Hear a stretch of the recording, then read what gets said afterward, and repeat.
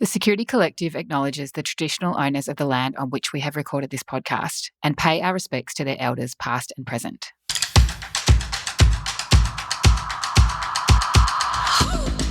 The Security Collective podcast is recorded and shared with you in partnership with LastPass, the leading password manager.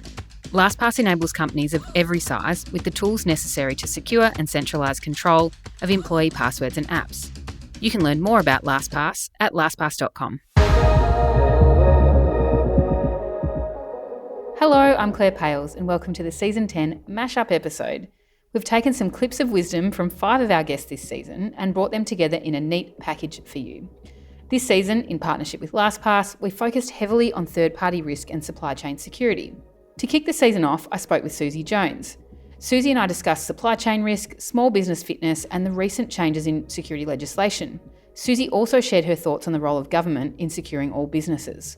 In this clip, Susie and I talk about the challenge of managing the risk across your full supply chain. Some of the challenges then of managing your full supply chain risk is how many suppliers do you have and how many suppliers do they have as well. So it's not just third-party suppliers, it's fourth, it's fifth, it's sixth party. You might have a number of, decent sized contracts. You're pretty comfortable with the security clauses and protection that those suppliers offer you. However, if they're subcontracting, and just about everybody is in some way, shape or form these days, then there's a risk there that you're completely blind to. So even if you're able to really wrap your arms around all of the security maturity at a point in time in all of your own direct suppliers, you're really kidding yourself if you think that first of all is applicable even a week later, and second of all that's the full picture, because all of your suppliers also have suppliers. Everybody is connected, and so that's why I think we need to change the way that we're thinking about this. We need to stop thinking about this as an assurance, as I need to know what the number is, I need to know how mature it is, and we need to be thinking, okay, if there's no way for me to ever figure out a number or a score, if there's no way for me to know that on any given day, then let's talk about the trend. Let's talk about how can we gradually support all of our suppliers, whether they're big or small, to improve with us with their security. If there's different things that you're trying within your organisation to improve the security of your organisation, then why not share that with your suppliers and see if they're willing to adopt that control or approach as well. There's still too many silos within security that the information on how we're protecting our organisations is not shared. And unfortunately, cyber criminals are some of the best collaborators in the world. They share everything, and yet us, the good guys, don't share much at all. We share intelligence amongst ourselves, but not necessarily approaches and the steps that we're taking to improve security. And we don't even share that with our own suppliers. So if we can become a lot more collaborative in our approach to security, then the question stops becoming what is the maturity of our supply chain cyber risk, and starts becoming what activities have we undertaken with our suppliers to support them in improving, and have we seen any evidence that they've been effective in making improvements. In episode 97, former Toyota Australia CIO Ellis Rover shared his thoughts on incident response through the lens of a CIO. We discussed how security maturity can dictate reporting lines, how organisations should seek to test the reality of systems being shut down because of an incident, and really how moral support goes a long way during a cyber incident. In this clip, Ellis talks through the value of doing cybersecurity scenario drills. How exposed are companies who aren't prepared and who don't even do drills? I mean, drills are great, they're great learning experiences, but even if you're doing those, a lack of preparation, where does that leave an organisation? I think, as I said, it leaves them with a unnecessary level of organisational risk that often isn't really appreciated. I think the wonderful thing about the maturity of IT these days is that most of our colleagues in business divisions rely implicitly on these systems. They're always going to be there. You can rely on them always being on in the morning when you come in until you can't. And the trouble with that is that I think organisations have lost their knack to actually work around the absence of IT systems, to operate business processes manually. And I think that's a really important conversation that we need to have, hopefully not during a crisis, but before. What would you actually do if all the systems are down for a few weeks? We don't normally think of that scenario, don't we? Generally, if we have an outage, it's for half an hour, it's for an hour, it's for a few hours, it's overnight. It's annoying, it's frustrating, but it doesn't genuinely disrupt the business and force people to operate manual processes. But what if it's for much longer than that? How would you operate your company for several weeks if you imagine you have no IT systems at all? And I find most people just don't think through that scenario. Or if they do, it's very, very shallow.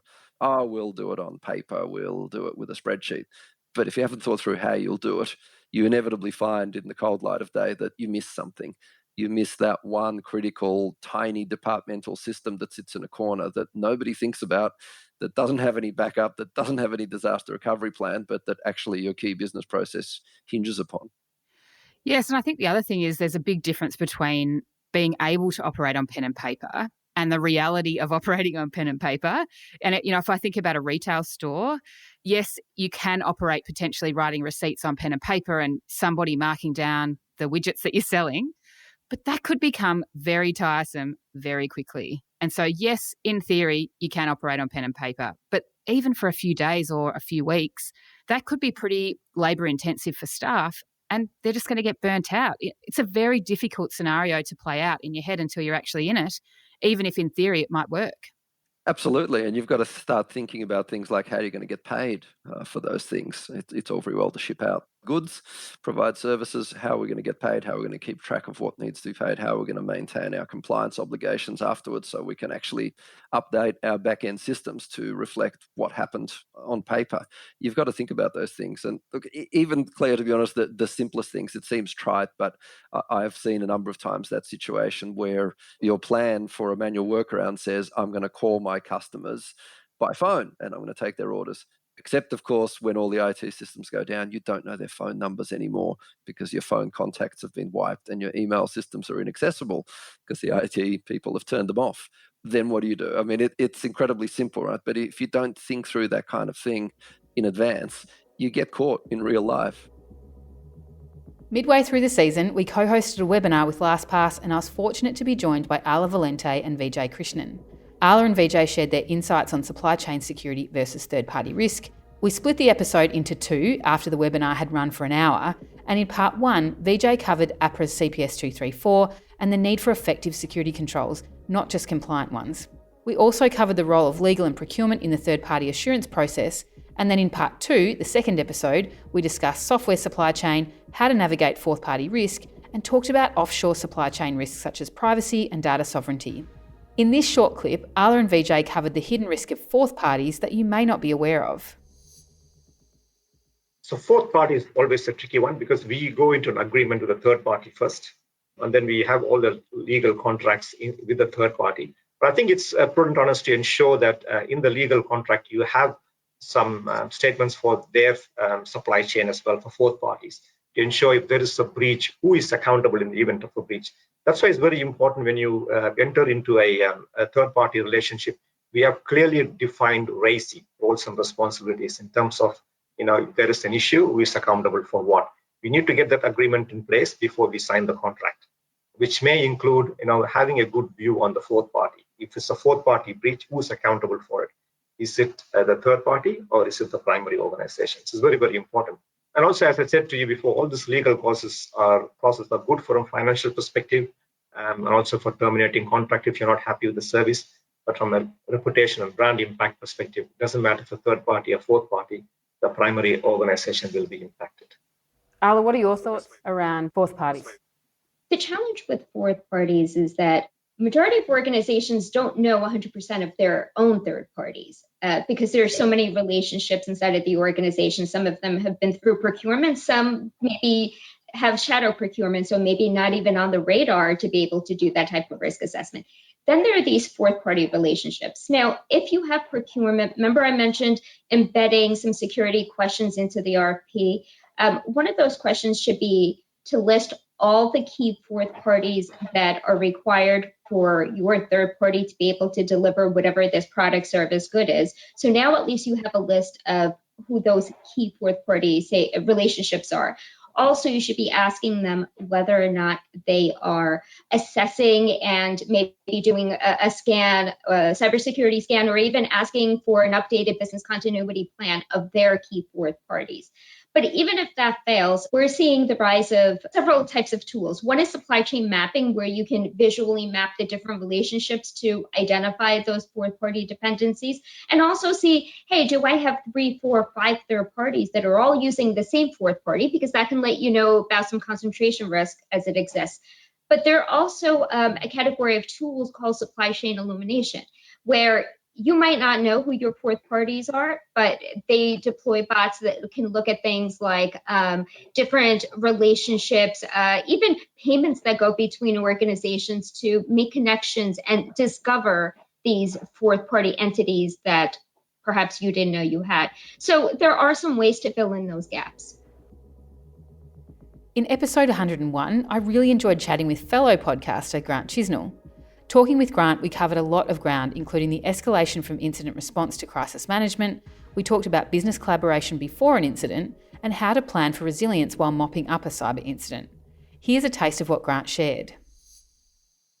The other thing I wanted to loop back to was something you mentioned earlier around bringing the business together and across functions. And if you're going to future-proof an organisation and be prepared, how is bringing those functions together strategically going to help the business to be future-proofed? Future-proofing for organisations is crucial from that preventative stage, as well as having that alignment with the overall business strategy. And so it's okay in some cases for different teams to come together to plan what they might be doing to address contingency, but they also need to have the consideration of the longer-term strategic intent of the organisation.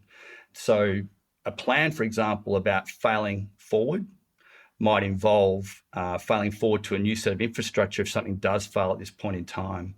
If you have a situation where you've broken something, then you might be looking at another third party as part of enhancing your resilience to the future events.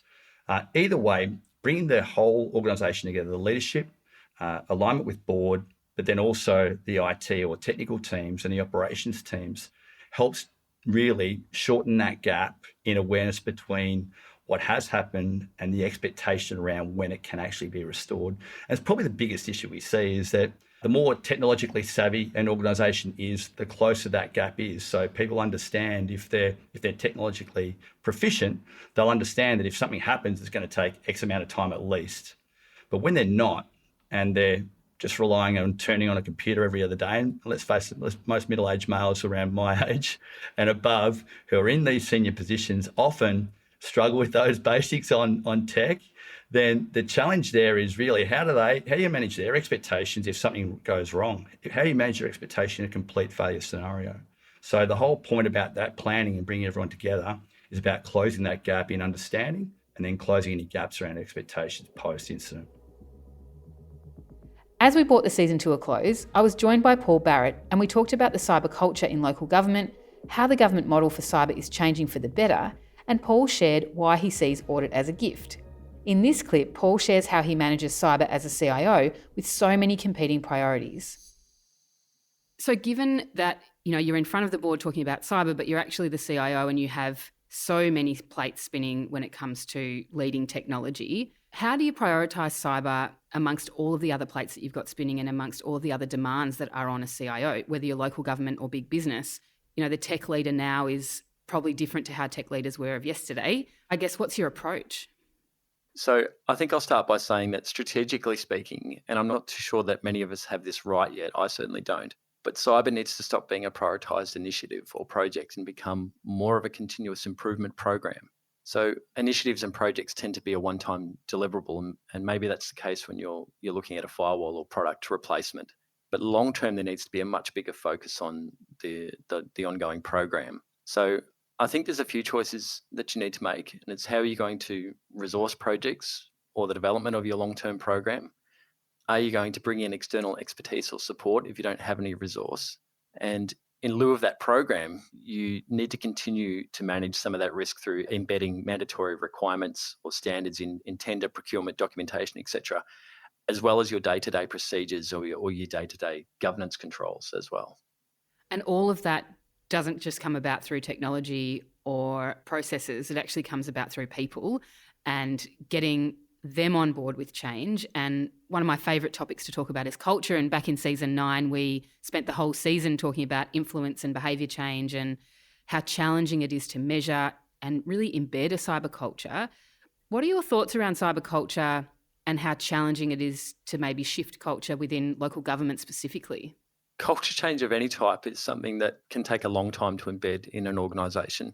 Local government is a very unique beast in itself. We have a very diverse set of services that we offer our community, and the background of staff who we have delivering those services is very different too. They come from various sectors of government and private industry as well.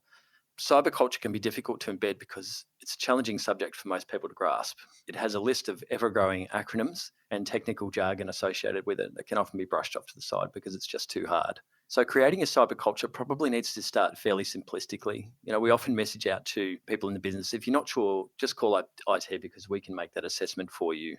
I think the more communications we put out around that will help encourage people to report or question something when it doesn't seem quite right or suspicious. So to me, that's the beginning of the cyber culture, being aware. Where we need to get to is elevating cyber to be second nature. And as I said earlier, it's not a one-time deliverable or a point-in-time phishing campaign. It's an ongoing practice, an ongoing culture. Race car drivers don't get good by reading the owner's manual for a car, and athletes don't become an elite athlete by just eating well or not training. It's the ongoing practice and rigour around what you do. So that's a wrap up of Season 10's Mashup episode. If you like these clips, please go through the back catalogue of episodes for Season 10 and the previous seasons before that, and you can pick up the wisdom of our guests across more than 100 episodes. Thanks so much for joining me, and I'll see you next time on the Security Collective podcast. The Security Collective podcast is recorded and shared with you in partnership with LastPass, the leading password manager. LastPass enables companies of every size with the tools necessary to secure and centralise control of employee passwords and apps. You can learn more about LastPass at lastpass.com.